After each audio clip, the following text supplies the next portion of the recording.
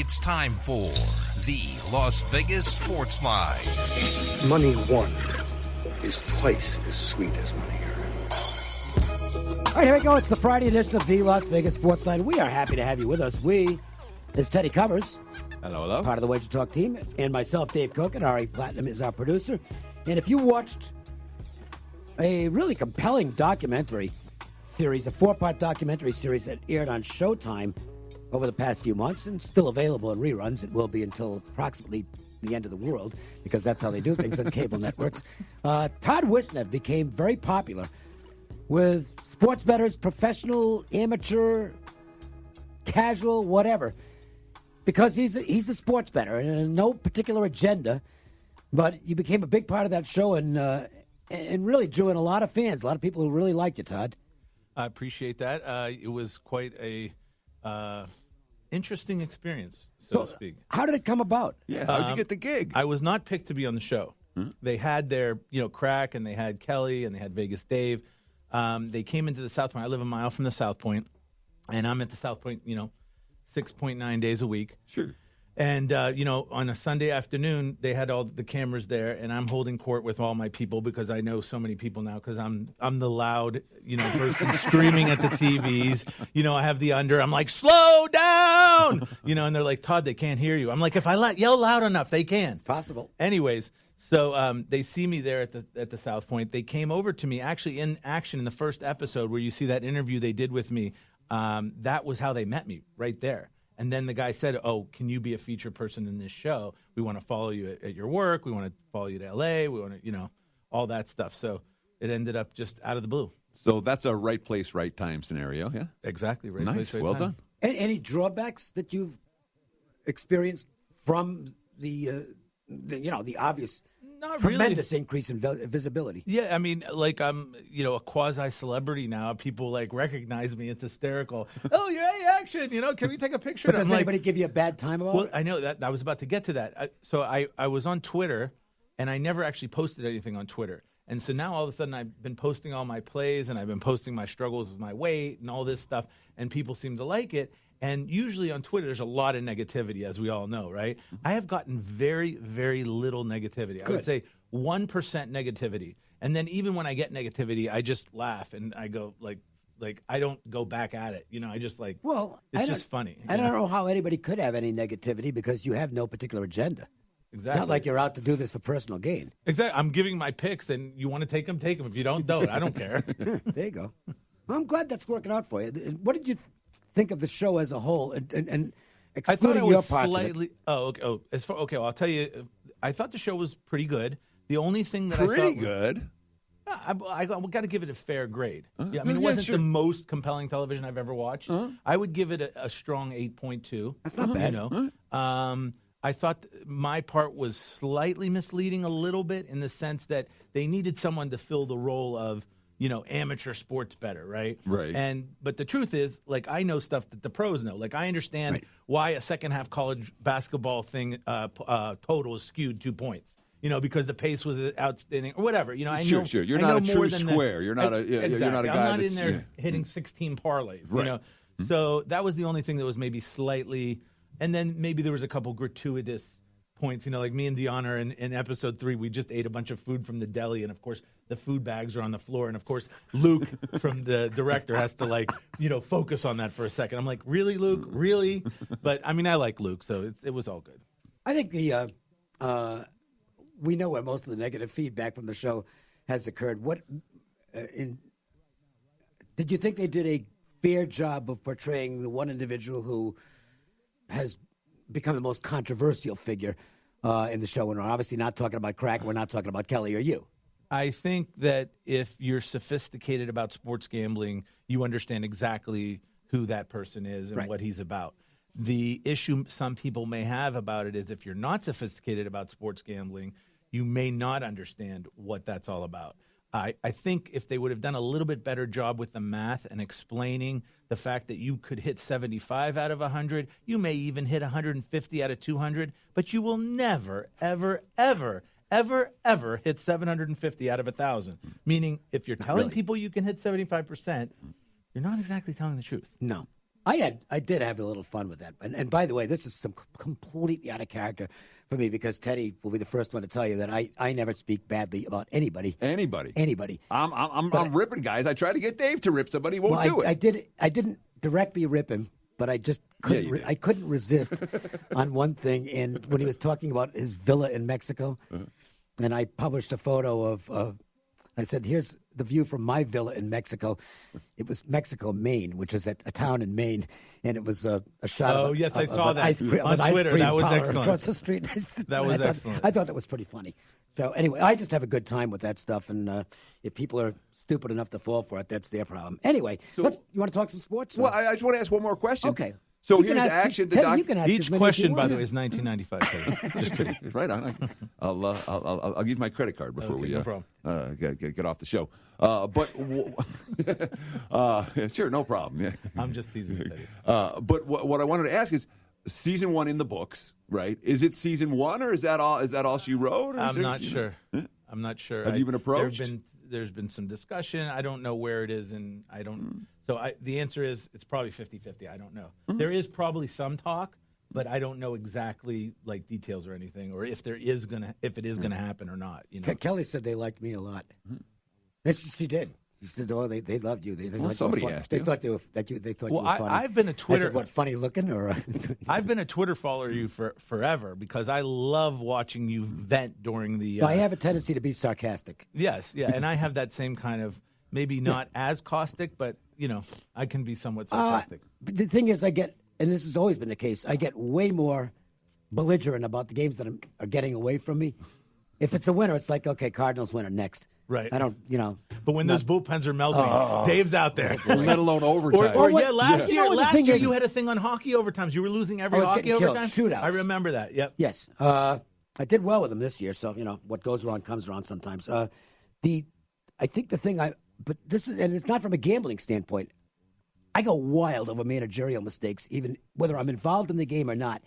And that's what I have a tendency to focus on the most during baseball season. So who's the second worst manager? Martinez is the worst. You don't like Brad? He doesn't like Brad Osmus. I thought he stunk in Detroit. He still stinks. I'll give you a perfect example of why Brad Osmus is a brutal manager. So they're playing the Cubs last week. It's a 6-1 Cubs lead. Yeah.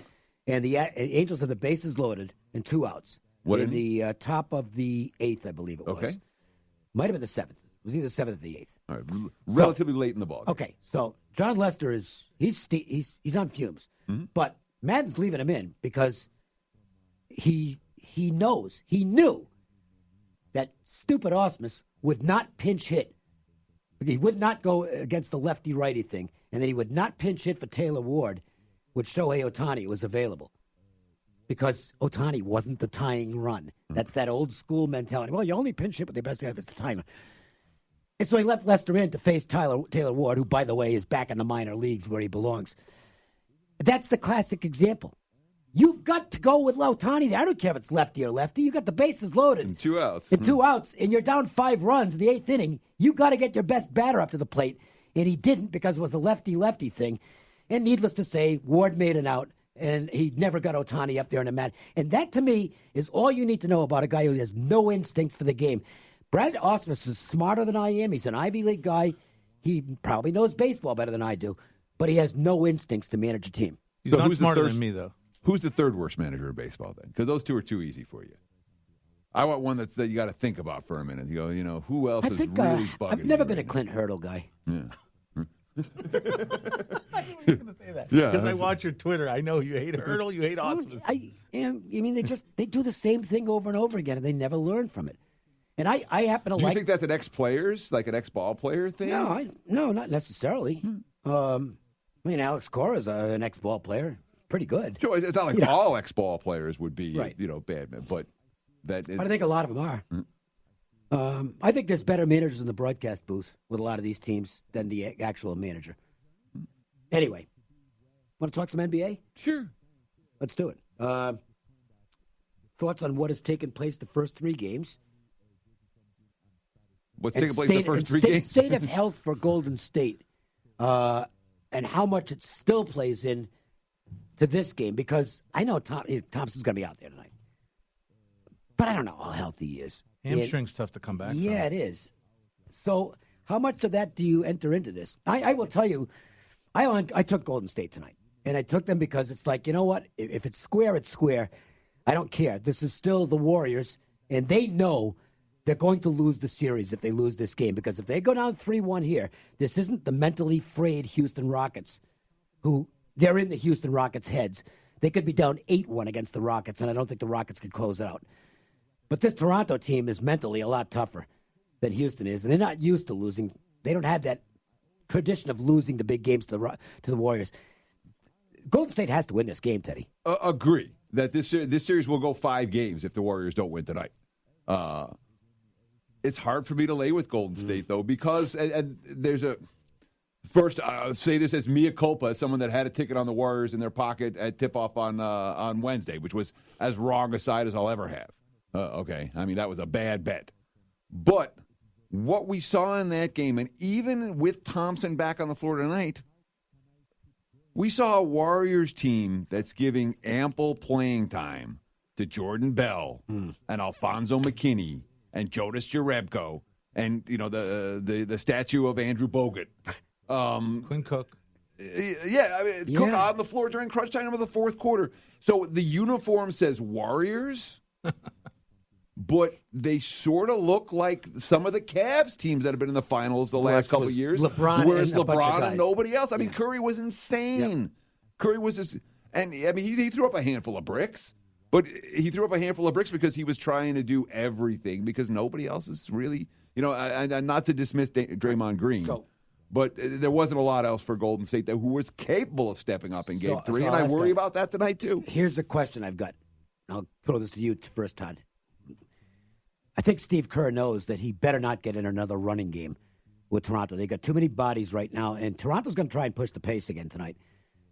Do you think Kerr is able to come up with something to slow the pace, protect the minutes of his best players, and allow the Warriors to win the game with good defense? Because I think that's what they need to do. But defensively is where they're really struggling. They have no rim protector.